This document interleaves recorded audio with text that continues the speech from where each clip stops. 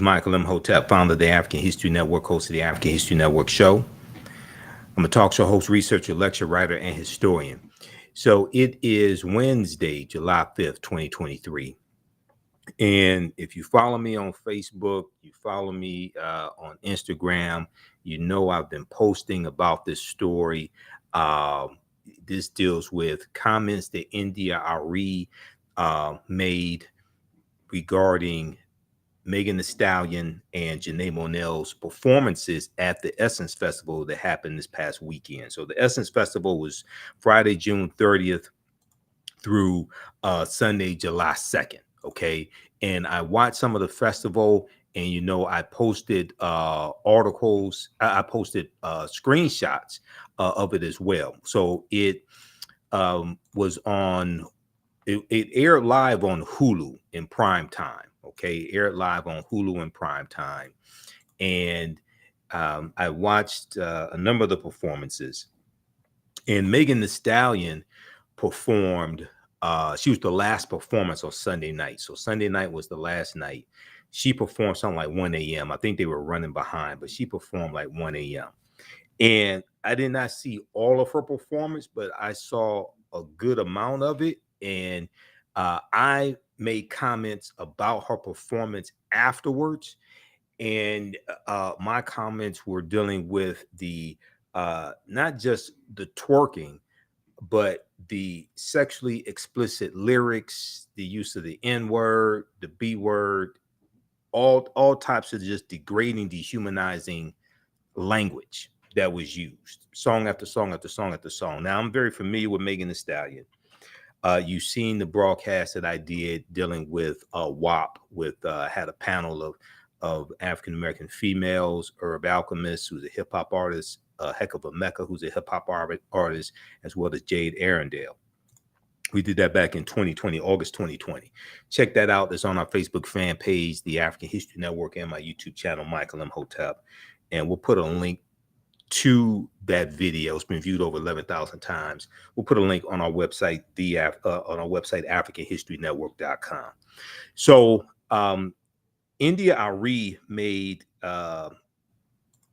posted on Instagram, apparently on July 5th, it looks like. So there's an article from TMZ. India Arie dragged for blasting Megan Thee Stallion and Janelle Monáe. Let them live a bit. Okay. So the first article I saw dealing with this topic, the response from India Arie, was from okplayer.com. We posted this article on our fan page, TheAHNShow.com, TheAHNShow.com. I'm sorry, on our Facebook fan page, The African History Network. We posted it there. I posted on my personal channel, Michael Imhotep, Imhotep. We also posted a screenshot of it on our Instagram page, Michael Imhotep, Imhotep on Instagram. So follow us on Instagram as well. Okay, so this was the first article that I saw about India Arie criticizing Megan Thee Stallion and Janelle Monáe. And she was correct in her criticism, but she didn't go far enough. I went much farther. Okay, so we're going to look at her original Instagram post, which apparently she has taken down.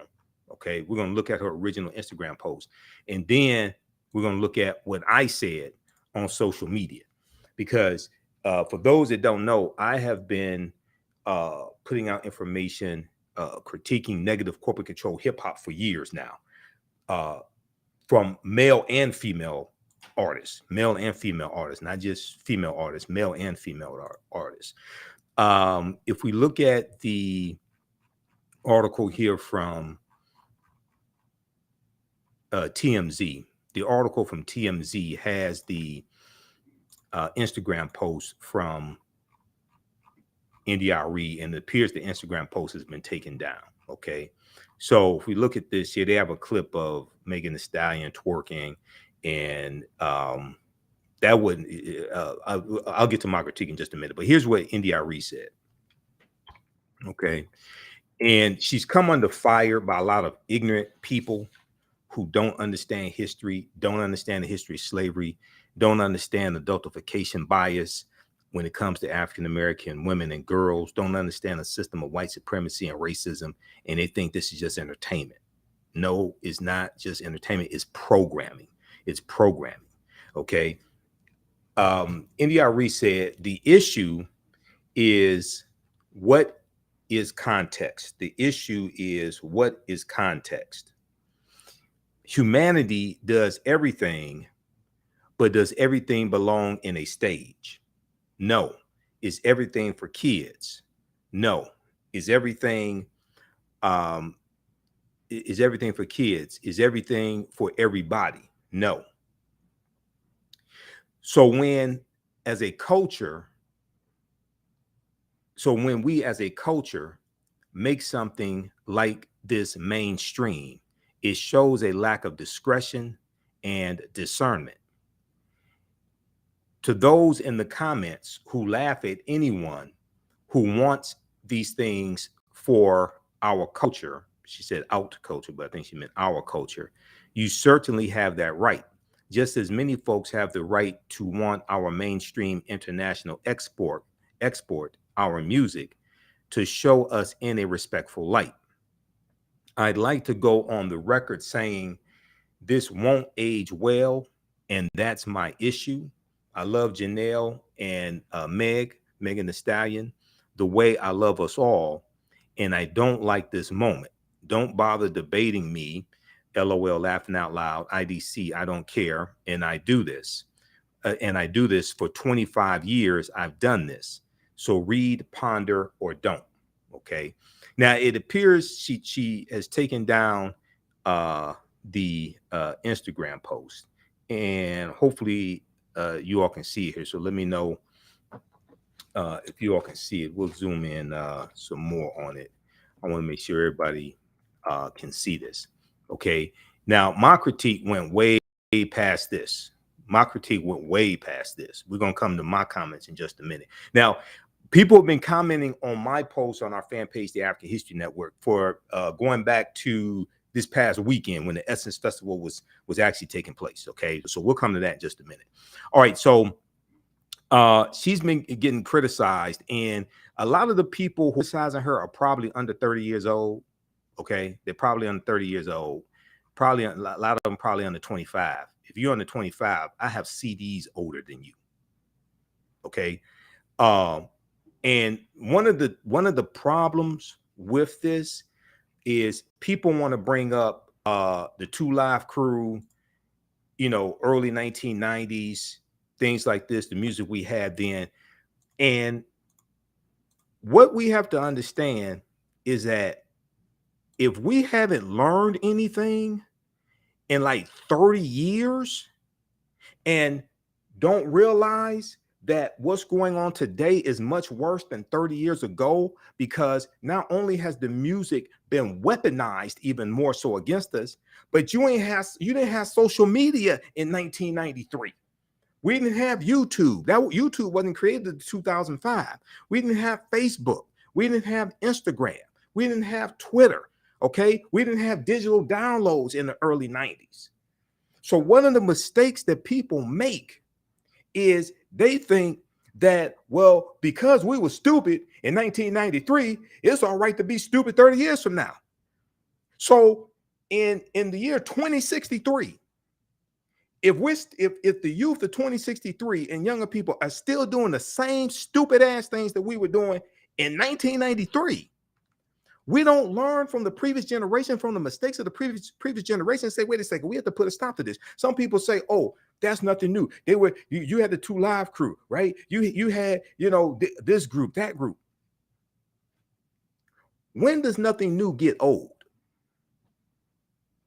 When does nothing new get old? When do we understand that we are being targeted and the music is being weaponized? This is not an attack on the artist. The artists are being used by white corporations, white-owned finance corporations, to attack us. And if we don't understand that, then the future is bleak. Because if you want to destroy a nation, you do it through the music, because the music hits the youth first. And the youth are the ones who have the least amount of defenses to be able to fight back against it. This is how you attack a people. You use media and you go after the youth. So let's look at, I want to look at the comments that I made. All right. So if we go to our Facebook fan page, the African History Network, if you don't follow us on Facebook, please do. The African History Network on Facebook. We have a ton of followers there, have 1 million followers there. They all don't get the notifications when I go live. I think Facebook is messing with me. I built this network myself, largely myself. So let's look at, I want to look at this post that I just did here. And also, I've been sharing posts and interview I did with Dr. Frances Cress Welsing as well, author of the ISIS Papers, Keys to the Colors, Dr. Frances Cress Welsing. All right, now we'll go back a little bit here. Let's see. Let's look at this post here. Okay, so this is a post that I did of Dr. Frances Cress Welsing. Dr. Frances Cress Welsing said, "We're the only people," referring to African Americans, Black people, "we're the only people on this entire planet who have been taught to sing and praise our demeanment. I'm a bitch, I'm a hoe, I'm a gangster, I'm a thug, I'm a dog. If you can train people to demean and degrade themselves, you can oppress them forever. If you can train people to demean and degrade themselves, you can oppress them forever. You can even program them to kill themselves, and they won't even understand what happened." Now, Dr. Frances Cress Welsing was a psychiatrist, okay? And I interviewed Dr. Welsing 3 times on the African History Network show. I knew Dr. Welsing. Dr. Welsing was brilliant. She used to teach at Howard University. She was denied tenureship at Howard because she wrote the ISIS papers, okay? Now, if we go back and I want to look at a previous post that I did. So people have been going back and forth, commenting, and I did screenshots of some of the performers at the Essence Festival. So I wasn't at the Essence Festival. It aired live on Hulu for the prime time. Okay, so the streaming service Hulu, it aired there live. Okay, and it was like 7 p.m. to midnight, 1 a.m., something like that. All right. So I posted this article here. Janelle Monáe exposes breasts during Essence Festival performance. We have that here. Posted that a couple of days ago. And then this is another one. I did this, Dr. Welsing as well. Posted that a couple of times. Here is an excerpt of an interview I did with Anthony Browder, historian, archaeologist, author of Nile Valley Contributions to Civilization. And there's an excerpt. We talked about agnotology. Agnotology is the study of deliberate, culturally induced, marketed ignorance via media. If you have never heard of agnotology, you may be a victim of it. Agnotology is the study of deliberate, culturally induced, marketed ignorance via the media. And he brought up Megan Thee Stallion, so we talked about that some as well. I reposted the interview I did with the sisters here dealing with WAP. We talked about women are priceless. Okay, that was my version of WAP. Women are priceless. Okay, and we talked about WAP by Cardi B, Megan Thee Stallion. Now this post right here, this got 495 likes. You got 741 comments. So people have just been commenting on this like crazy. Okay, I did this post. It was Monday, I guess it was Monday. When I said the SO, everything, it was, I didn't see Juvenile perform. I saw Eve perform. I saw Trina. Megan Thee Stallion's performance made Trina look like a Girl Scout or a nun, just to be honest with you. Okay. I saw Trina perform. This post right here was about Megan Thee Stallion's performance. I said, when I said the Essence Fest became a ratchet fest, because that was my previous post. The Essence Fest became a ratchet fest when Megan Thee Stallion started performing. I said, I'm talking about Megan Thee Stallion's performance. So people started commenting on this. Okay. And this comment here, right here, this went from Essence Fest to Ratchet Fest. What the hell is this? This can't be the future of hip hop. So I was talking about Megan Thee Stallion's performance. Now, before Megan Thee Stallion performed, there was a so at Essence Festival, you know, they were celebrating 50 years of hip hop, but also 50 years of women in hip hop. Okay. So, you know, they had Eve performing, they had Yo-Yo performing, you know, You Can't Play With My Yo-Yo. They had Trina performing, Salt and Pepper. All right. Different female hip hop artists. Angie Martinez was there. Spinderella was with Salt and Pepper, first time they performed in years. We ain't gonna get into that, but I'm with Team Spinderella. Spinderella's not a fella, but a girl DJ. So right before Megan Thee Stallion performed, there was a panel discussion with Yo-Yo and two other female hip hop artists. And now the problem with the broadcast on YouTube, on Hulu, was that it was live and they did not archive it. So you can't go back and watch it. It was just live. All right. One of the things Yo-Yo said in that panel discussion was that a lot of the hip hop music today coming from female hip hop artists, this is her words, not mine, but I second that emotion. She said a lot of it is slut music. That's what Yo-Yo said, who's been in the game longer than most of these other people. And what's happened is that they have these white corporations and maybe probably some Negroes helping them, have infused stripper music into hip hop, which is sent it in a whole nother direction. Now, I'm not condoning the degrading lyrics from male hip hop artists, the Baby and things like this, Rick Ross, Lil Wayne. I'm not condoning that at all. And if you see my videos, we've dealt with that for years. Okay, I'm not condoning that at all. I'm against it all across the board. But infusing stripper music into hip hop is sending it in a whole nother direction, because like back in the day, you had Lil Kim, Foxy Brown, like 95, 96, 97, you know, top female rappers that were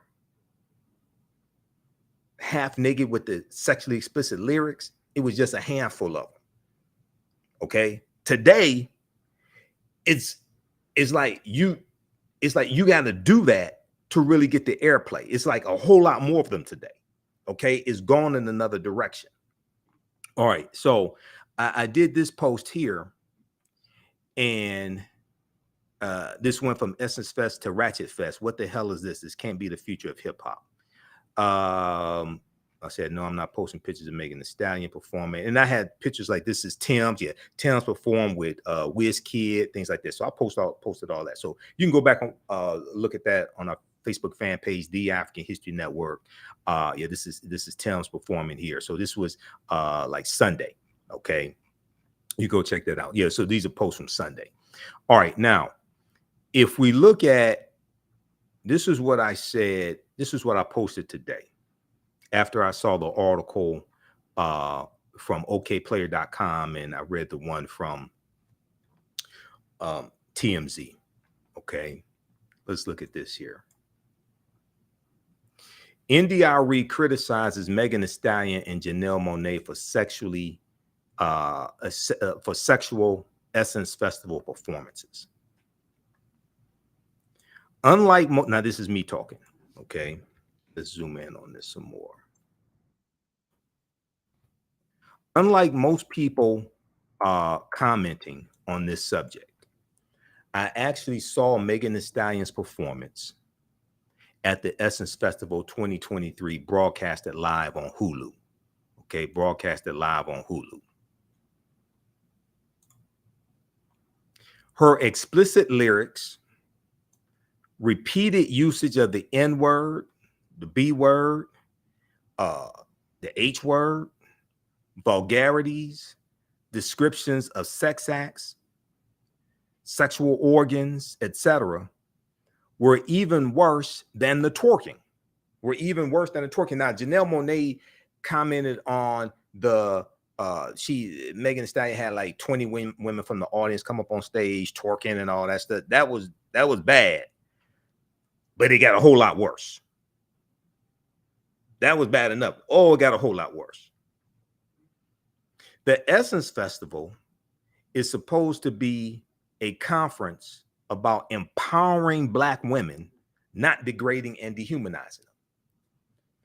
The music has been weaponized against us, and so many of our people have been dumbed down so much that they don't understand we are under attack and will justify our own dehumanization. Now, at the African History Network, we talk about what you do for yourself, what you do to yourself, and what you allow other people to do to you and get away with is based upon what you think about yourself. What you think about yourself is based upon what you've been taught about yourself. What you've been taught about yourself is based upon everything you've read, heard, and seen about yourself. So when you control the radius of a man or woman's thoughts, you can control the circumference of his or her actions, because the mind can't do or teach what it doesn't know. So we are under attack. The music's been weaponized against us, and the technology exacerbates this attack. This is not an attack on a particular artist. This is an attack on the white conglomerates that are using the artists to attack us. So when I made my comments about WAP from Cardi B, when it came out August 2020, the first day it came out, it was viewed 13 million times on Cardi B's YouTube channel alone. It came out on a Friday. That weekend, it was viewed 60 million times. The video for WAP, it was viewed 60 million times from Friday to Sunday, just on her YouTube channel alone. That technology like that, to be able to go straight to the consumer, an artist can go straight to the consumer, an individual can go straight to the consumer, hit millions of people like that with the press of a button. We didn't have that in 93 when the 2 Live Crew was out. We didn't have that in 1990. We didn't have that in 88, 89 with NWA. The technology has advanced with social media, with digital downloads. So the attack, the music has been weaponized. So the attack is more perverse now. So if you think, well, we were stupid in 93, it's all right for the youth to be stupid today. What kind of simple Simon ass nonsense is that? Some people say, oh, that's nothing new. When does nothing new get old? When do people have enough respect for themselves, their children, and future generations to put a stop to this? Because we're the only people, as Dr. Francis Cress Wilson correctly stated, we're the only people who would tolerate something like this. Nobody else would tolerate this. And not only that, there was a pastor named Pastor Mike, and they would call him White Mike. He did a TED Talk, and I wrote an article about his TED Talk, because I write articles also. I have to put the link for my blog on our website, AfricanHistoryNetwork.com. He did a TED Talk where he explained how you can make hip hop songs about killing Black people, but you can't make a song about killing a dog. You can make songs about killing Black people, but you will not be allowed to make a song about killing a dog. If you do put it out, PETA's coming after you. Animal rights organizations are going to come after you. But we have a plethora of music that dehumanizes African Americans, talks about killing us, things of this nature. That's fine. You remember DaBaby? I think it was 2022. DaBaby got in trouble. The hip hop artist DaBaby got a problem with calling yourself a grown ass man, calling yourself DaBaby, but okay. You remember DaBaby got uninvited from Coachella and got uninvited from other music festivals because he on stage one night, he did a 2-minute rant that people deemed homophobic and said some demeaning statements about the LGBT community, right? He got uninvited from these different music festivals. Coachella was one of them. There was other music festivals, right? But here's the crazy thing about it. This is what a lot of people didn't talk about. He has music that calls African Americans N-word, B's, things like this, and dehumanizes Black people. He got invited to perform with music that dehumanizes Black people, but as soon as he stepped out of the circumference of awareness that has been prescribed for him by white corporations, and started talking about a protected group, the LGBT community, they smacked his ass and took his privilege away from him. He didn't make a song. That wasn't a song he made about gay people or anything like that. That was a 2-minute rant. It wasn't a CD. It wasn't a music video. It wasn't a movie. It was a 2-minute rant. He's got whole CDs that dehumanize us. That's no problem with that. That's fine. You can do that. We're gonna reward you for that. You step out of line one time, we're gonna tag your ass. And that's exactly what happened to the baby. He has not stepped out of line since then that I know of. He hasn't stepped out of line since then. They made an example out of him. How is it that you get invited to perform at Coachella? You get invited to perform at music festivals with music that dehumanizes African people. But as soon as you talk about somebody else, they take the privilege away from you. The reason why is because you only protect what you respect, and every other group is protected except us. You can say whatever you want to about us. You can say whatever you want to. Anybody else, you step out of line. You don't believe me? What happened to Michael Jackson? 1995. Michael Jackson had the song, I think it was 95. They don't really care about us. And he made he had a couple lines in there that the Jewish community deemed was offensive to them. What did Sony do? Sony, if I remember correctly, Sony was his music company at the time.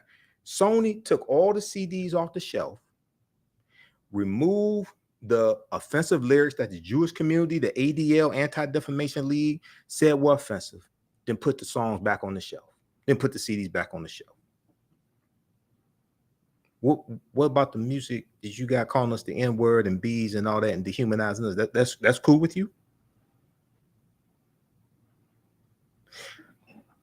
Ice-T, hip-hop artist Ice-T, gangster rapper Ice-T, like the original gangster rapper, like 1986.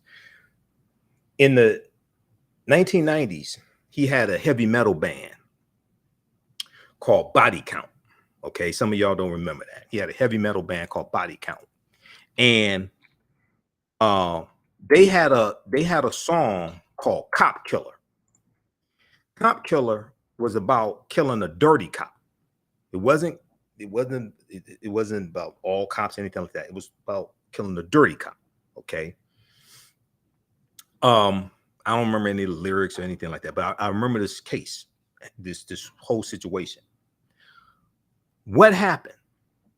Police unions and police organizations across the country rose up. Time Warner Brothers was his record company at the time. They rose up, put pressure on Warner Brothers, Time Warner. What did Time Warner do? Time Warner didn't tell the police, well, if you don't like it, change the channel, change the radio station. Okay? They didn't tell the police, well, he's not talking about you all, he's only talking about this police officer over here. Okay? They didn't say, oh, this is just entertainment. Don't take y'all too sensitive. Don't take it personal. This is just entertainment. No, what happened was Warner Brothers, they pulled every last one of those CDs off the shelf, and they shelved the whole project. They ain't do anything else with it. They ain't release no music video. They didn't do anything else with that because police from around the country rose up and protested. And they're protected and we're not. They're respected and we're not. Ice-T, in turn, if I remember correctly, the amount, he had about 10,000 shares of like Time Warner stock. He sold all his stock and like washed his hands of the situation pretty much. Okay. Rick Ross. Now we deal with this in the class that I teach, my Saturday class, Ancient Kemet, the Moors, and the Ma'afa, Understanding the Transatlantic Slave Trade, what they didn't teach you in school. Okay. We deal with this like in one of our first two classes. There's a good article from billboard.com. And all this stuff, you know, I back up with articles. I back up with evidence. Proper documentation ends all conversation. Rick Ross got into trouble a few years ago, 2013. There was a song that he was on called UOENO. And here's the article from billboard.com.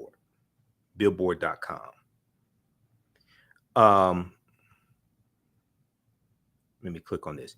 Reebok drops Rick Ross over UOENO lyrics.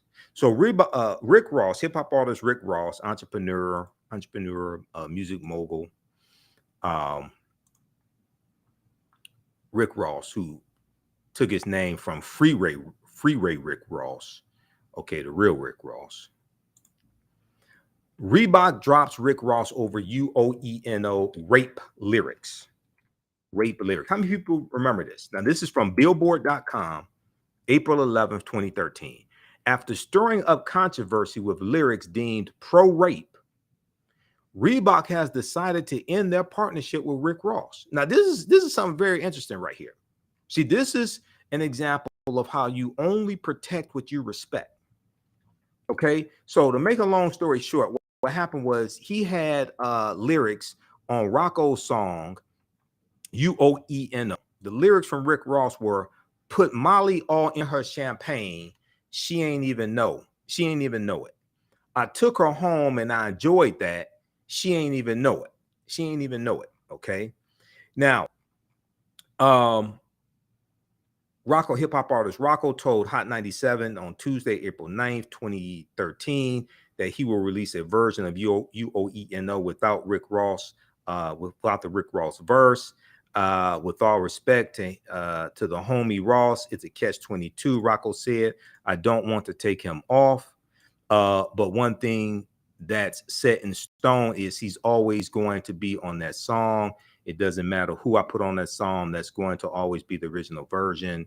Oh, so you put out a version that removes the rape lyrics because white women protested. Now, the music that humanizes us, that's fine. The rapper took to Twitter last Thursday, April 4th. The same day, check this out. Here's what happened. The same day, women's group Ultraviolet planned a protest outside of Reebok's flagship store in New York City. Okay. So the rapper, I think they're referring to Rocco. Let's see. Rocco apologized. I don't condone. Rick Ross apologized. He said, "I don't condone rape. Apologies for the lyric interpreted as rape." Rick Ross said. He tweeted, Rick Ross continued to apologize to Reebok and Ultraviolet. Quote, "Apologies to my many business partners who would never promote violence against women." Does he ever apologize to the African-American community for calling us N-words and calling African-American women bees and dehumanizing us? I'm just curious. I don't dislike Rick Ross. I think he's very intelligent. I think he knows better than this. I'm just asking the question. You apologize to your many business partners who would never promote violence against women. Have you ever apologized to the African-American community? Okay, so here's what happened though. Reebok fired Rick Ross. White women protested. Go research this. White women came out and protested. There were some African-American women with them also. It wasn't all white women, but predominantly white women. Okay. Reebok said, "We don't want to be associated with this." Reebok did not tell the white women, "He's not talking about you. He's talking about that H over there." Reebok didn't tell the white women, "Well, if you don't like it, you need to change the radio station." Reebok didn't tell the white women, "If you don't like it, don't buy the music." Reebok said, "Negro, we're going to cancel your contract because we don't want to be associated with you and what you represent. I'll be damned. Go read this article. Go research this. Proper documentation ends all conversation. Don't take my word for this. This is Billboard.com. Reebok drops Rick Ross. Rick Ross had an endorsement deal with Reebok to make Reebok money. Reebok valued the white women more than they valued Rick Ross's ability to make them money. So they said, we're going to cancel your contract over these lyrics from one song. Now, it's, once again, when you have endorsement deals like this, right? They go and watch your music videos. They go listen to your music, all that. So they know what they're getting. They knew what Rick Ross's lyrics were before. I'm talking about before UOENO came out. So they know about him dehumanizing African Americans. They knew about that. That was all right with Reebok. White women protesting? Oh, no. We're not going to tolerate that. See, now you're talking about our daughters. Now, as long as you dehumanize your daughters, it's all right. You're talking about our daughters. No, Negro, we're going to get rid of your ass. They canceled this contract. I'll be damned. You only protect what you respect. So when we look at this example after example after example, it becomes clear that everybody else is protected except us. Why is that? When I made my criticism about WAP, and the majority of the criticisms weren't against Cardi B and Megan Thee Stallion, they were against Atlantic Records, who financed it and financed the video. The chorus repeats the phrase, "There's some whores in this house," approximately 79 times. I know they sample Frank Ski from the 1980s, but the music video WAP was viewed 13 million times in one day just on Cardi B's YouTube channel alone. All the women in the video were African American, except for Kylie Jenner. So when you say there's some whores in this house, what are you talking about? We're looking at a bunch of black women. White women, white people, not white women, white people, there's some white women. They put together an online petition because they wanted Kylie Jenner digitally removed from the music video. Because they ain't think Kylie Jenner belonged in there. Kylie Jenner's a billionaire. She's from the Kardashian-Jenner empire, you know, that profit off of black culture, things like this. The whole family. Well, so she the daughter of Bruce Jenner, who's not Caitlyn. That's a whole nother conversation. God damn. But that's a whole nother conversation. I mean, I remember being a kid and having a box of Wheaties with Bruce Jenner on it. But that's a whole nother conversation. Okay. We don't have enough time to get deep into that. But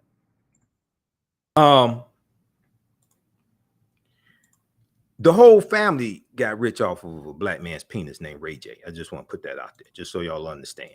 Okay. Now Bruce Jenner was already well known. The Kardashian family, that Rob Kardashian was the father, and he was a famous attorney, wealthy attorney. He was one of O.J. Simpson's attorneys, part of the Dream Team. Okay. So a lot of people knew Rob Kardashian. He wasn't really necessarily a household name, but if you were in the legal field, you knew about him. The family, we didn't know who the hell they were until Ray J made the sex tape with his then girlfriend, Kim Kardashian. Then from the sex tape, they get the mom negotiated a deal with Vivid Entertainment.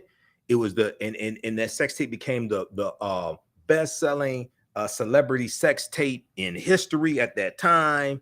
Then from the sex tape, they get the reality TV show Keeping Up with the Kardashians. I don't know why anybody would want to keep up with them, but they get that and they build this whole billion-dollar empire, all this stuff. Off of the whole family got rich off of a black man's penis.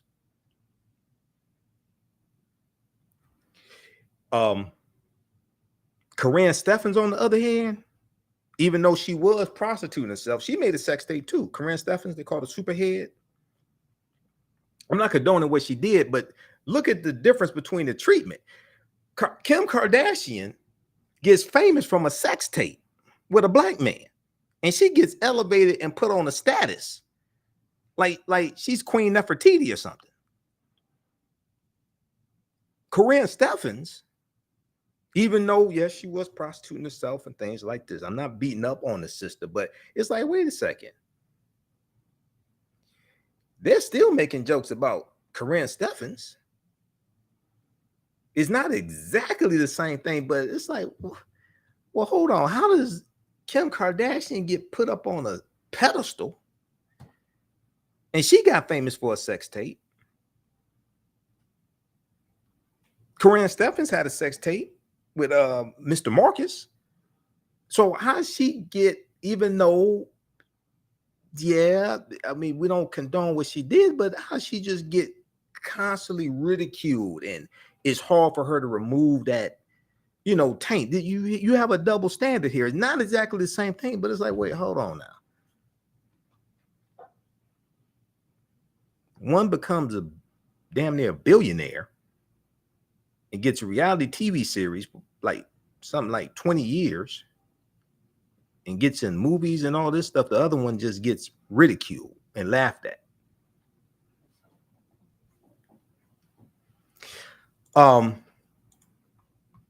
So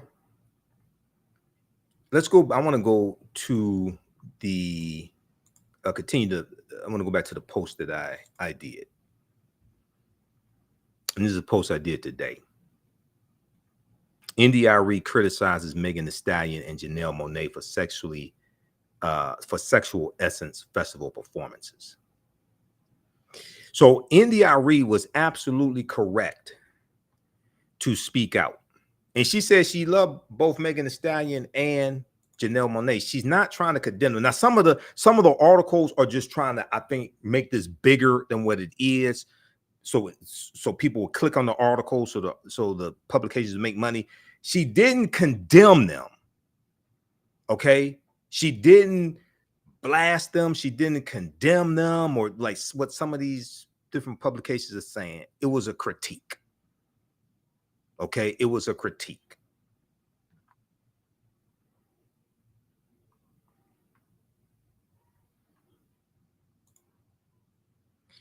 More female artists need to speak up, as well as male artists. More female artists need, specifically hip hop artists.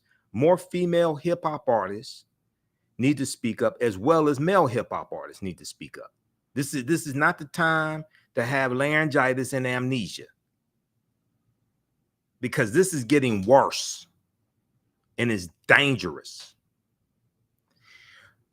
I said right before Megan Thee Stallion performed, there was a women in hip hop panel discussion with the hip hop artist Yo Yo, who used to be with Ice Cube. You can't play with my Yo Yo. She said a lot of the hip hop music today coming from female rappers is slut music. Her words, not mine. I said she is correct. Psychiatrist Dr. Frances Cress Welsing, author of the ISIS Papers, The Keys to the Colors, was correct. African Americans are the only group of people who will tolerate something like this. Okay, then I have the link to the interview I did with Dr. Welsing as well. One of the 3 interviews I did. We did this April 5th, 2012, Black Female Relationships and Racism. We got the link to the panel discussion I did with the sisters on WAP. Women are priceless. Women are priceless. There are no whores in the house, because we condemn that. There are no whores in the house. We don't refer to African-American women as whores, B's, H's, thoughts, things like that, all these dehumanizing, derogatory terms. And the why is because you relabel a people to justify mistreating a people. You relabel a people to justify mistreating a people, okay? So, and it also, what it does is it absolves yourself of any guilt or any responsibility. So if you can dehumanize a group of people, then it's easy for you to mistreat them, because you know you wouldn't want to be treated like that. You wouldn't most likely, or you would be less likely to mistreat somebody that looked like you or was not part of that group or was part of a group that you belong to. So you have to relabel people to justify mistreating them. Dr. Joy DeGruy talks about cognitive dissonance in her book, Post-Traumatic Slave Syndrome. Okay, Dr. Joy DeGruy. All right, I want to, let me look at my notes here. I want to talk about this concept of adultification bias, because what this type of music does, what this genre of music does, when you have dehumanizing lyrics, things like this, it contributes to an environment, it contributes to a climate that puts the safety and the lives of African American girls and women in jeopardy. It doesn't create that environment, it adds to it. Okay. So I want to talk about this concept dealing with adultification bias. Before we go to that, be sure to visit our website, AfricanHistoryNetwork.com, AfricanHistoryNetwork.com, or TheAHNShow.com, it takes you to the same destination. Let's start radio show Sundays 9 p.m. 11 p.m. Eastern Standard Time, the African History Network show on 9:10 a.m. Superstation WFDF. You can support the African History Network, $ the TheAHNShow through Cash App. We have the link here, and through PayPal, paypal.me/TheAHNShow. The sources keep doing the research, stay on the air, keep broadcasting, pay some of the bills, etc., because this is a lot of work. And then register for the online history classes I teach on Saturdays. We just had a new session that started up last week. Ancient Kemet, one of the original names for Egypt, Ancient Kemet, the Moors, and the Ma'afa. Understanding the transatlantic slave trade, what they didn't teach you in school. We deal with thousands of years of history and what leads up to the transatlantic slave trade taking place. We have a preview of the class you can watch right there. Our next class is Saturday, July 8th, 2023, 2 p.m. to 4 p.m. Eastern Standard Time. Classes on sale, $80, regularly $130. You don't have to be in class. I don't take attendance, but we do the sessions live. All the sessions are archived and recorded. You can go back and watch anytime.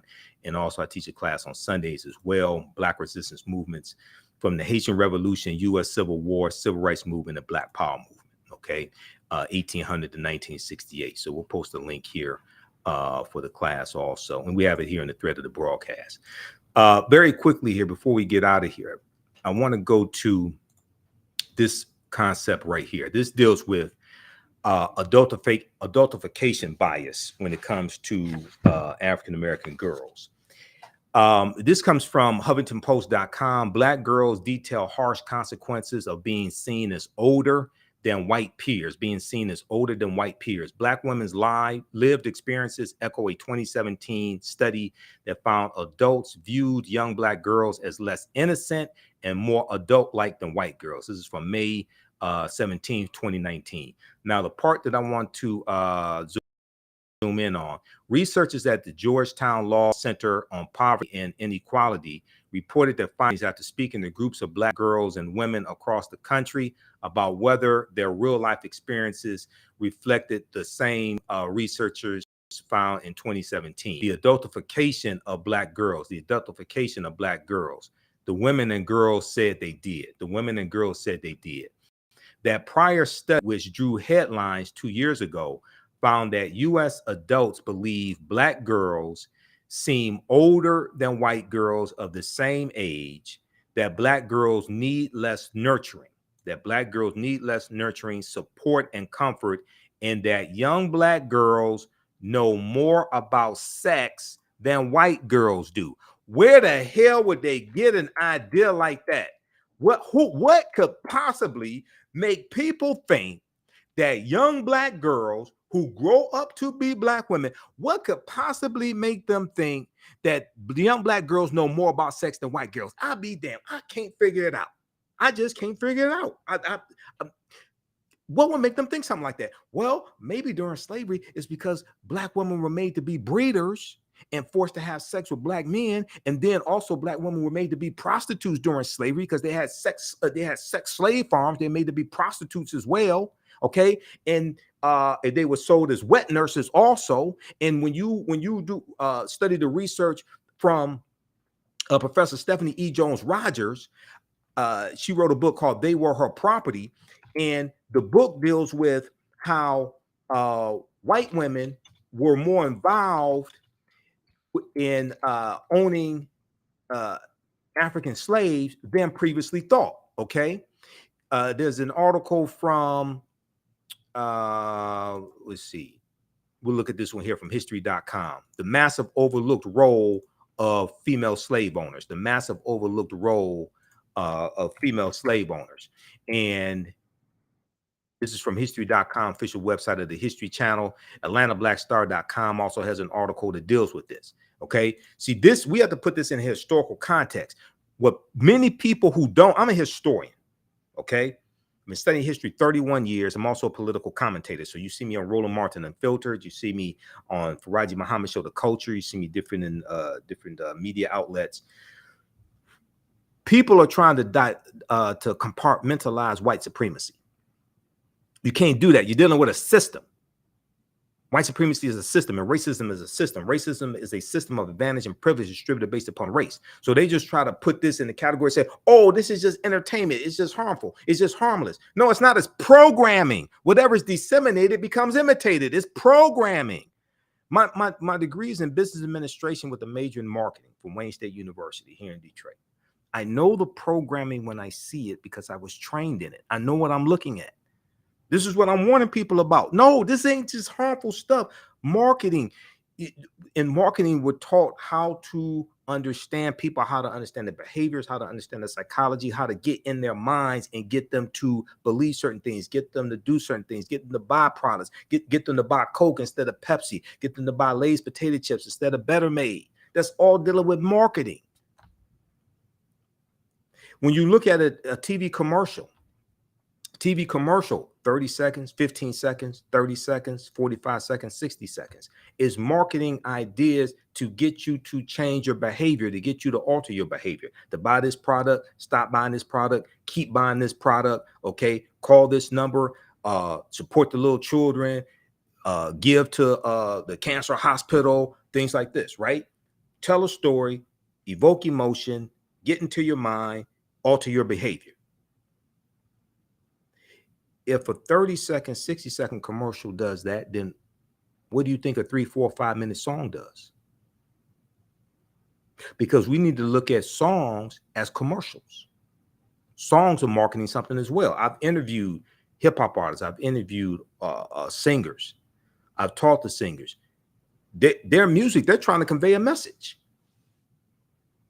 They want you to feel something. They want to explain a situation that happened to them. They want to explain a personal experience. They're talking about a relationship. They want to make a connection with you. They want you to feel something. It's not just entertainment. It evokes emotion.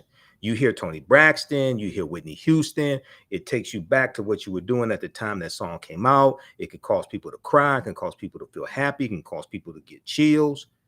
It's tapping into emotions. This all deals with marketing. This all deals with psychology. This is not just entertainment, it's programming. So what happens when you want to attack a people and continue to suppress a people, and you take a medium, you take an art form that they created to elevate their conscious level, to empower them, you hijack it and turn it towards them and use it to attack them and destroy them. Because hip hop was something that we created to talk about what's going on in our communities, but not to glorify it, to inform people or talk about the need to change something, change behavior, change conditions, elevate our conscious level, teach people the 4 elements of hip hop: MCing, breakdancing, graffiti, and DJing. Okay, MCing, breakdancing, graffiti, and DJing. The 5th element was knowledge, because there was knowledge in hip hop. When we heard The Message, it was like 1981, Grandmaster Flash and the Furious 5, rats in the front room, roaches in the back, junkies in the alley with the baseball bat. I tried to get away, but I couldn't get far because a man would have told you to repossess my car. Don't push me because I'm close to the edge. I'm trying not to lose my head. It's like a jungle sometimes. It makes me wonder how I keep from going under. That's a song about economics and the economy at the time under the Reagan administration. But is also about the need for mental health. It's like a jungle sometimes. It makes me wonder how I keep from going under. Don't push me because I'm close to the edge. You're talking about the need for mental health, funding mental health. Okay, let's see. Let's wrap this up. The massive overlooked role of female slave owners. Okay. This looks at the research from Professor Stephanie E. Jones Rogers out of California. It's estimated that 40% of slave owners may have been white women. This is from March 12, 2019. And let's see. Professor Stephanie E. Jones Rogers, the high number of people that Martha Washington owned. So this is George Washington's wife. She owned more slaves than George Washington did. Okay. Most Americans know that George Washington owned enslaved people at his Mount Vernon home, but fewer people know that it was his wife, Martha, who dramatically increased the enslaved population there. When they wed in 1759, George Washington may have owned around 18 African people. Martha, one of the richest women in Virginia, owned 84 African slaves. Okay.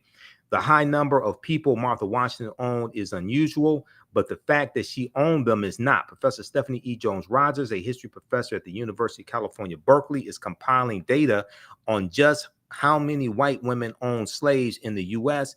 and in the parts of 1850 and 1860 census data studies so far. White women make up about 40% of slave owners. Okay. The name of a book is They Were Her Property: White Women as Slave Owners in the American South.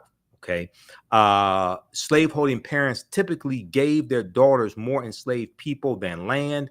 What this means is that their very identities as white Southern women are tied to the actual or possible ownership of other people. Okay. Now, the part that I want to get to, I can't remember if it's in this article or the one from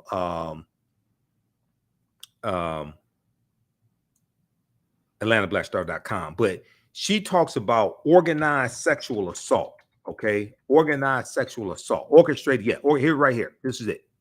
Some Black women reported in WPA interviews. These were interviews done by the federal government. WPA interviews that their mothers would always give birth around the same time as the white mistress. These were wet nurses. These were African slaves who were made wet nurses, suggesting that these mistresses, these white slave owners, white female slave owners, were also orchestrating the sexual assault of enslaved African women. So when you had a white slave owner who was pregnant, and she becomes pregnant and she doesn't want to nurse her child, okay, breastfeed.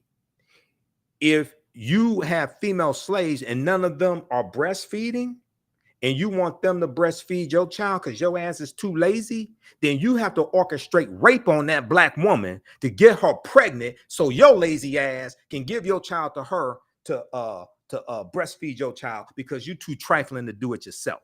Quote, there were instances in which formerly enslaved people did in fact say that their mistress either sanctioned acts of sexual violence against them that were perpetrated at the hands of white men, or that they orchestrated instances of sexual violence between two enslaved people that they owned in hopes of producing children for those acts, from those acts of sexual violence. So what happens is now the research from Professor Stephanie E. Jones Rogers caused me to rethink certain things.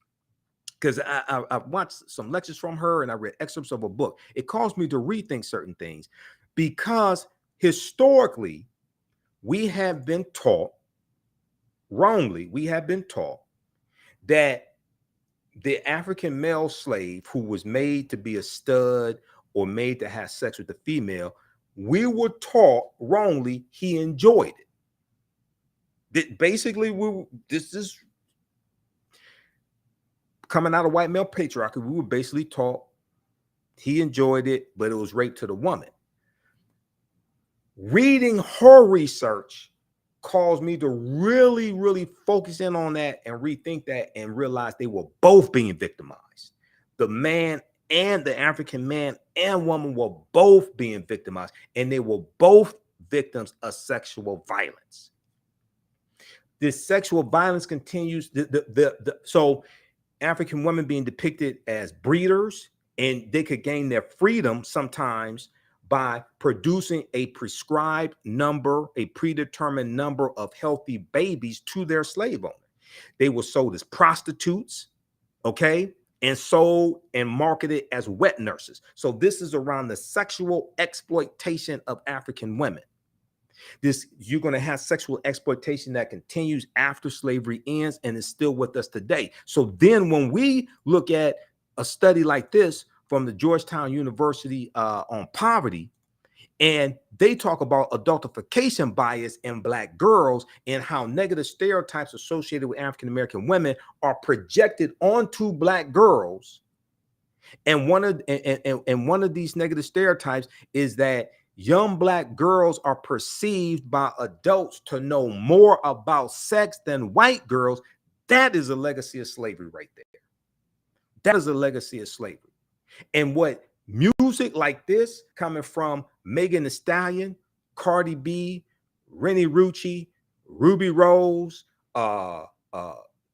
Sexy Red, okay, Nicki Minaj, what this does is not, I'm not blaming the artists. They're financed by Europeans. We need to go after the corporations, but this contributes to a society and a climate that already dehumanizes African-American women and girls and helps put their safety in jeopardy. It makes them more prone to sexual abuse, rape, molestation, things like this, because a lot of people don't care when African-American women are abused. This is why R. Kelly was able to abuse Black women for 30 years. Because I guarantee you, if Robert Sylvester Kelly was outside, because when you watch Surviving R. Kelly, he would be outside of schools on the south side of Chicago high schools after school talking to the young girls. If his ass was on the north side of Chicago talking to white girls, 15, 16, 17-year-old white girls after school, that behavior would have been put to a stop 30 years ago. He would have not been allowed to do that. The parents would not have thought it was funny. The principal would not have thought it was funny. The counselors and department heads would not thought it was funny that this Negro's out here talking to 15, 16, 17-year-old white girls. That behavior would have been put to a stop 30 years ago. We're the only ones that would tolerate something like that, because we've been brain damaged as well and taught to hate ourselves and buy into a lot of this white supremacy. So this is why we have to take our minds back. Now, Jamila Blake said in a statement, the author of this report here, dealing with adultification bias, quote, almost all the Black girls and women we talked to said they experienced adultification bias as children. And they overwhelmingly agreed that it led teachers and other adults to treat them more harshly and hold them to higher standards than white girls. So there's a legacy of harsh treatment of African-American women going back to slavery and then after slavery. Okay. The researchers spoke to 9 focus groups with a total of about 50 Black girls and women of varied ages and in diverse regions of the country a year from 2017 to 2018. Quote, to society, we're not innocent.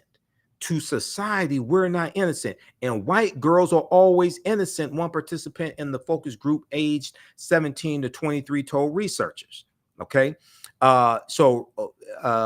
Even when you see just in general, the word, quote unquote, attitude, the word attitude being applied is usually not applied to white girls.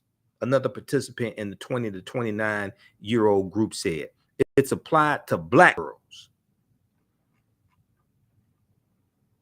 Georgetown Law posted this tweet back in 2019. New research, Georgetown Law Poverty Center, or 2017, finds that Black girls routinely experience adultification bias.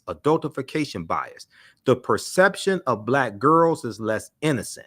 The report features voices of Black women and girls highlighting their lived experiences, insights, and solutions. 2019. That tweet came out 2019.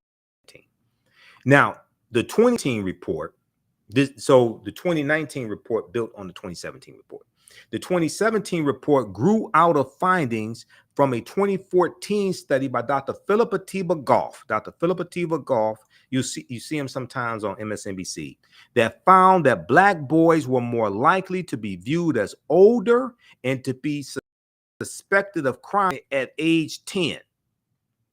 Black boys are more likely to be viewed as older and to be suspected of crime starting at age 10.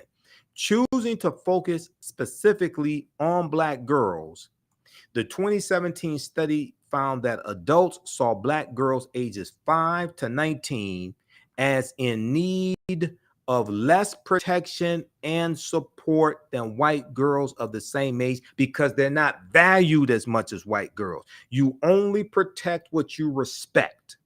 So you can have a song that says there's some whores in this house and repeats the phrase 79 times. And in the video, everybody in the music video is Black or Black women except for Kylie Jenner. And that's perfectly all right. Because we see them as those that you orchestrate sexual violence against. We see them as slave breeders, and we see them as prostitutes and wet nurses. And the Black girls, and they also found in the study that Black girls are viewed as being more independent and knew more about adult topics, including about sex. Read the rest of this. The women in the focus groups recounted experiences that reflected how adultification bias appeared to be connected to their receiving more punitive treatment, more punishment. Adultification bias. This comes out of racism. Racism is a system of advantage and privilege distributed based upon race, which comes out of the ideology of European white supremacy. One participant, for instance, described an encounter with a police officer who did not believe she was 15 years old. He handcuffed her and fingerprinted her, insisting she was too old not to carry identification. The punishment for her was harsher than the punishment would most likely be for a white girl the same age. She's viewed as older. Mistakes that somebody makes at 15, they're punished more for those mistakes. They're not given the benefit of the doubt because they're viewed as older. Okay? And where white girls are not treated, generally speaking, are not treated the same way. Other women spoke out about being treated as having an quote unquote attitude or as being threatening in school. Most times when you try to like defend yourself, they see how you're talking back, and then they'll be like, there's consequences. One participant in the 17 to 23-year-old age group told Georgetown's researchers, and they'll be like, so they get a detention, get a suspension. They always feel like you're talking back, but you're really not. You're just trying to defend, like get your side across. Okay, read the rest of this article here. This is from HuffingtonPost.com. Black girls detail harsh consequences of being seen as older than white peers. This is from May 17th, 2019, HuffingtonPost.com. Then there's also an article from NBCNews.com. And this deals with the same study. Now, this article from NBCNews.com is from, this deals with the previous study. This is from June 28th, 2017, originally published by the Associated Press, picked up by NBCNews.com. The adultification of Black girls, less protection, more discipline. The adultification of Black girls, less protection, more discipline. Adults think African-American girls are less innocent, less in need of protection and nurturing, and seem older than similarly aged white girls, according to a new report. Okay, so this is about the 2017 report. The report, entitled Girlhood Interrupted, the Erasure of Black Girls' Childhood. Girlhood Interrupted, the erasure of Black girls' childhood, also said American adults think Black girls know more about adult topics about sex than white girls of the same age. Read that article also. That's from NBCnews.com, from their NBC News Black platform, because they have articles dealing with the African American community in NBC News Black. Okay, so we'll come to some of your comments here in just a minute. How's everybody doing? If you like this type of information, if you learned anything today, support the African History Network, $ the AHN Show through Cash App, $ the AHN Show through Cash App, also through PayPal, paypal.me/the AHN Show. This helps us keep doing the research, stay on the air, finance our Sunday night show, pay some of the bills, etc., because it takes a lot of work to do this and do the research and finance this. Okay. Register for our 12-week online course. If you like the type of history we share here at the African History Network, register for our 12-week online course. Ancient Kemet, the Moors, and the Ma'afa, understanding the transatlantic slave trade, what they didn't teach you in school. Okay. So there's a 12-week online class that I teach. I put together the curriculum. I've been studying history 31 years. I'm a historian as well as a political commentator, lecturer, etc. Visit our website, TheAfricanHistoryNetwork.com. Scroll down. Kemet's one originates for Egypt. The Ma'afa is a Kiswahili term which refers to the great disaster, our Holocaust. We deal with thousands of years of history, what leads up to the transatlantic slave trade taking place. Okay. And we deal with the 800-year occupation of Europe by the Africans known as the Moors. Your understanding of politics is directly related to your understanding of history. We have a short preview of the class you can watch there as well. I do a PowerPoint presentation. We have book references, articles, video clips, all of that. We do the sessions live. All the sessions are archived and recorded. You can go back and watch it anytime. So a year from now, 2 years from now, you can go back and watch the entire course. And then Sundays, I teach Black resistance movements from the Haitian Revolution, U.S. Civil War, Civil Rights Movement, and Black Power Movement, 1800 to 1968. So you can register for that class as well. It's the same format. All right, now, let's go quickly to some of your comments here. And hopefully you learned a lot from this. Originally, I was going to wait till Sunday to do a broadcast. And then, but you know, this past Sunday, it was okay. So I was going to wait till this coming Sunday to do a broadcast, our radio show. And when I decided to do broadcast today, I said, well, I'm just going to do an audio broadcast. But then I had some articles, things like this to show you. I said, no. And I said, no, I need to do video. I ain't planning to be here this long, but you know how I am with the history. And I don't play with things like this. Okay. So this is something that needs to stop. Twerking, 304 strippers. Keel Hall said, we're going to go through, show some of your comments here. Keel Hall said, this is something that needs to stop. Twerking, 304 strippers. Black and Honest Education said, when the NAACP issued the travel advisory for Florida, I said it's about time someone tell us what to do that is right. Black and Honest also agree with some of my comments here. Estelle Dean said Dr. Francis Cress Welsing is absolutely right. They put these disgraceful languages in their music and praise it, but mad when others call you these names. Some of these performers don't need to be on Essence platform. This is not something our younger females, I think maybe she meant to say, need to see. Brenda Rogers Booker said, this is so sad. Justin Luther said, all great points. Brenda also said she agrees with India Arie.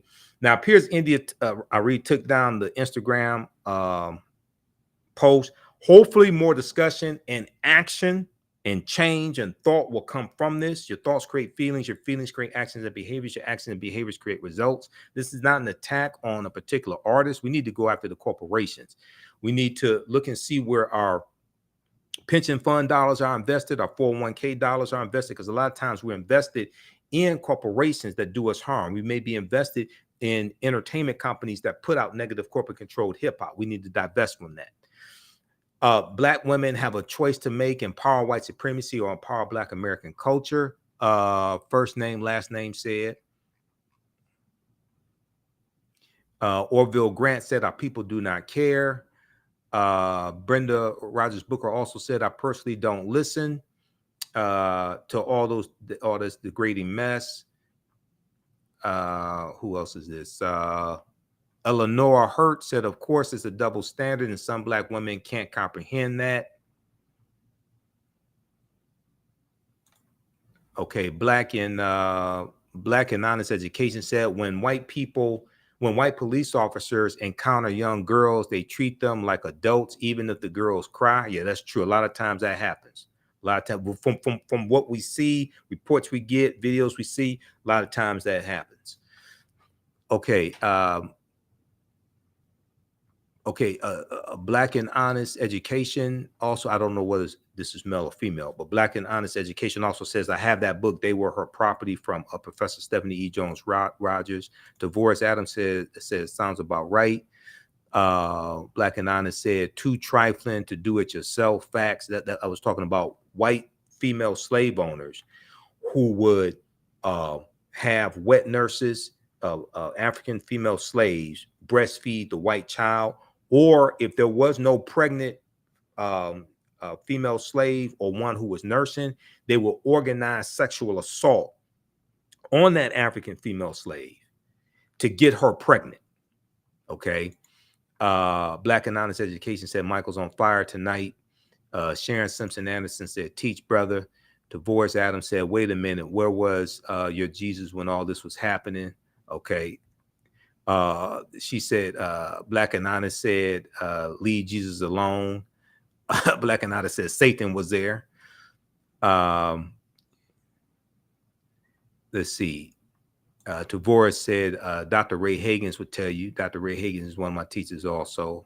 DeVoris said, I turned them on to Dr. Ray Hagins from the African Village.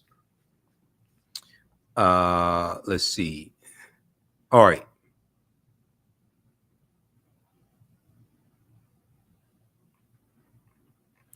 Okay. And then let me see. Lamar said, Lenore Smith said, I'm not going to argue. Lenore Smith said, I'm not going to argue with a female that doesn't mind degrading herself for money or for free. It's shameful. I know for a fact European girls far more than us knew and did.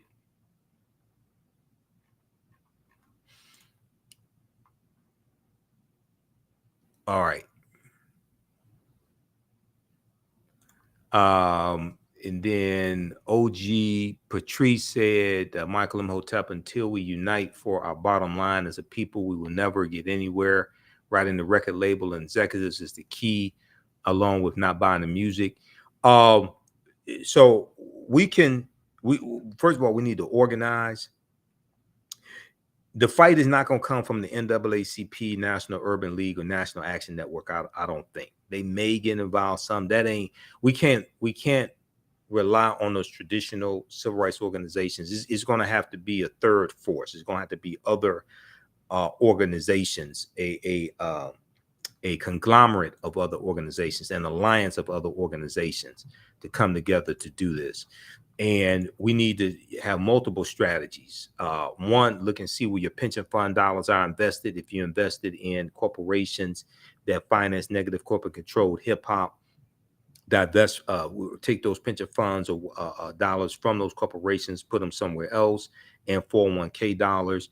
To put these corporations on blast, expose the lyrics. Go to websites like azlyrics.com, the letter A, the letter Z, azlyrics.com. Expose the lyrics that are in these songs, because a lot of parents don't really know the lyrics that are being fed to our youth.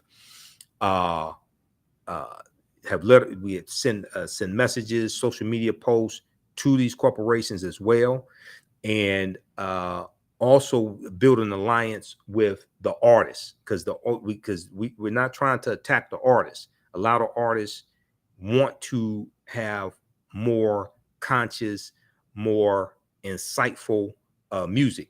Bow Wow, Shad Moss. Bow Wow, Shad Moss. There was a video of him we posted on our fan page, the African History Network, about a couple weeks ago, and he talked about how a lot of the hip hop today, it just all sounds the same. It's meaningless. He said 30 years from now, you're not going to remember it. You're not going to want to hear it. A lot of it, 5 years from now, you're not going to want to hear it. And he talked about how today, to be an artist, you really don't have to have talent. He said he thinks a shift is about to come where it's going to go back to where you have to have talent to really be a hip hop artist. So we have to make this happen. Okay, we have to make this happen. We have to take control. Power is the ability to define and shape reality and have other people accept your definition of reality as if it were their own. Power coming from the Latin word potere, meaning to be able.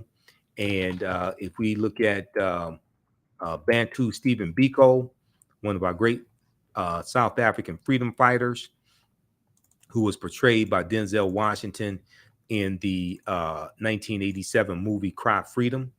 Bantu Stephen Biko said the most potent weapon in the hands of the oppressor is the mind of the oppressed. The most potent weapon in the hands of the oppressor is the mind of the oppressed. So we have to take our minds back. All right. And let me see,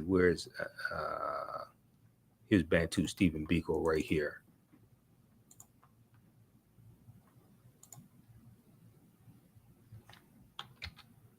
So we have to understand that this is a fight. We have to understand that we're under attack. This is a war. Bantu Stephen Biko said the most potent weapon in the hands of the oppressor is the mind of the oppressed. The mind of the oppressed. So we have to take our minds back. And we don't ask permission to take our minds back. We just take them back. Dr. Carter G. Woodson, who co-founded the Association for the Study of Negro Life and History in September 9th, 1915 in Chicago, who created Negro History Week in 1926, who created Associated Publishers Inc.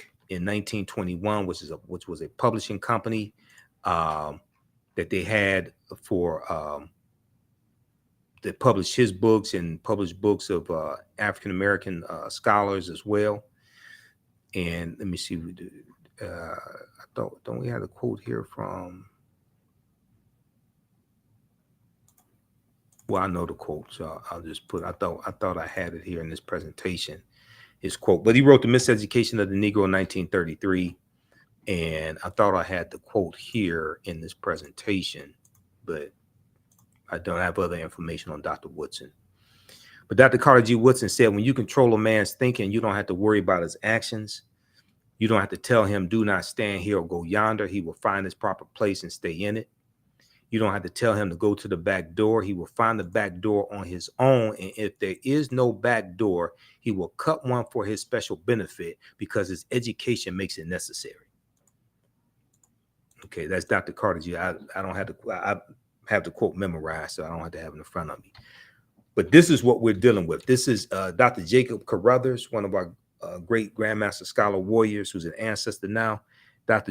Jacob Carruthers said it doesn't matter how many Europeans we convince of the truth. He said, this is a battle for the African mind. This is a battle for the African mind. And that's what we have to understand. That's what we have to do. And it's not over until we win. Okay, so thanks for joining us today. Thanks for tuning in. Hopefully you learned a lot. Go read these articles I shared with you. This is not an attack on a particular hip hop artist or anything like this. We are under attack. The dehumanization of African people has always been entertainment in this country. Whether we go back to the minstrel shows created by T.D. Rice about 1828, 1829, who creates the Jim Crow character. And the story goes, he sees an African slave boy or teenage boy tending to animals, singing a song, turn around, jump around, I jump just so. Every time I turn around, I jump Jim Crow. And T.D. Rice puts on tattered, torn clothing and puts on blackface and adopts a Southern dialect to imitate African slaves. And he does this Jim Crow character on stage, dehumanizing African people. White people love this. Other white men put on blackface, create these minstrel show companies, and they travel around the country putting on these minstrel shows, singing songs from the South, singing Dixie, things of this nature. When you go to movies, you have movies like 1912, Uncle Tom's Cabin. You have 1915, February 8th, 1915, The Birth of a Nation, and all the negative stereotypes of African people was basically in that movie, The Birth of a Nation, which takes place during slavery, the Civil War, and the Reconstruction era, directed by D.W. Griffith. This movie rejuvenates the Ku Klux Klan, which was founded December 24th, 1865 in Pulaski, Tennessee, about a week or so after the 13th Amendment to the U.S. Constitution was adopted December 18th, 1865, because it was ratified December 6th, 1865, when Georgia became the 27th state to ratify the 13th Amendment. Okay, and this is what legally freed the slaves. It wasn't Juneteenth, June 19th, 1865, General Order Number 3. Okay, because Kentucky and Delaware did not free their slaves to December 6, 1865, 6 months after Juneteenth. All right, that's it. I'm done, because I'll be here for the next 2 hours breaking this history down. Okay. Support the African History Network, $ the AHN Show through Cash App, through PayPal, paypal.me/the AHN Show. Visit our website, TheAHNHistoryNetwork.com. Register for my online history classes. The content is also PG-13, so you can use this with your children. I don't do a lot of cursing and things like that. It's not overly graphic in the classes as well. And it takes a lot of work to teach these classes. So this helps finance this research, help support the African History Network. We have the link to the classes here in the thread of the broadcast. And it's also it's right on the homepage of our website, AfricanHistoryNetwork.com or TheAfricanHistoryNetwork.com. And as soon as you register, you can start watching content.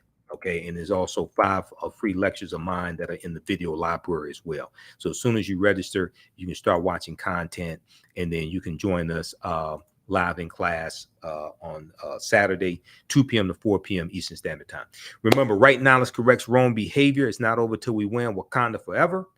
And we'll talk to you next time. Peace. Peace.